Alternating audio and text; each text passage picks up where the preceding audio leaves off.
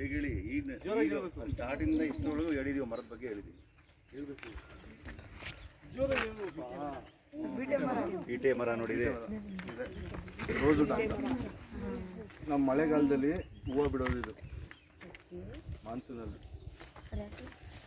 ಏನಕ್ಕೆ season flower ಅದು, ಆ ಸೀಸನಲ್ಲಿ ಮಾತ್ರ ಹೂವು ಬಿಡೋದು.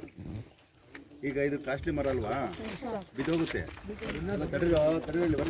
ಬಿದ್ದೋಗ್ಬಿಡುತ್ತೆ. ಏನು ಮಾಡ್ಬೇಕು? ಬಿದ್ದೋದು ಮಾರ್ಬೇಕು. ಅಲ್ಲ, ಇದು ಬಿದ್ದೋಗುತ್ತೆ. ಈಗ ಏನು ಮಾಡೋದು ಅವಾಗ? ಮರ ಬಿದ್ದೋಗುತ್ತೆ. ಮರ ಕಾಸ್ಟ್ಲಿ ಅಲ್ವಾ, ಮರ ಏನು ಮಾಡ್ಬೇಕು? ಎಂಥ ಕಾಸ್ಟ್ಲಿ ಮರ ಇದ್ರು ಬಿದ್ರು ಅಲ್ಲೇ ಗೆದ್ದು ಹಿಡಿದು ಅಲ್ಲೇ ಹೋಗ್ಬೇಕು.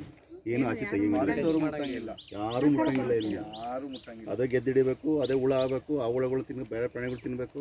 ಇದೇ ರೈಸ್ ಸೈಕಲ್. ಇಲ್ಲೇನು ಮುಟ್ಟಂಗಿಲ್ಲ, ಏನು ಎತ್ತಂಗಿಲ್ಲ, ಇಲ್ಲಿಂದ ಆಚೆಗೆ ಏನು ತಗೊಂಡೋಗಿಲ್ಲ. ಮತ್ತೆ ರೋಸ್ವುಡ್ ಅಂತಂದರೆ ನೀವು ಮರ ಕಟ್ ಮಾಡಿದ ತಕ್ಷಣ ಹಂಗೆ ರೋಸ್ವುಡ್ ಬಂದ್ಬಿಡಲ್ಲ. 3 ಭಾಗ ಇದೆ, 3 ಸ್ಟೇಜಸ್ ಅದರಲ್ಲಿ.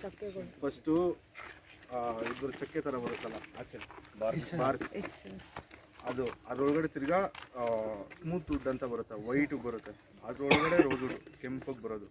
ರೋಸ್ವುಡ್ ಅಂತ ಇಂಗ್ಲೀಷಲ್ಲಿ ಏನು ಕರೀತಾರೆ? ರೋಸ್. ಯಾಕೆ ರೋಸ್ ಅಂದ ತಕ್ಷಣ ಏನು ಬರುತ್ತೆ? ಕೆಂಪು. ವುಡ್ಡು ಫುಲ್ ರೆಡ್ ಆಗಿರುತ್ತೆ, ಪಾಲಿಶ್ ಮಾಡೋದು ಕಂಪ್ಲೀಟ್ ರೆಡ್ ಆಗಿ, ಅದಕ್ಕೆ ರೋಸ್ವುಡ್ ಅಂತ ಕರೆಯೋದು.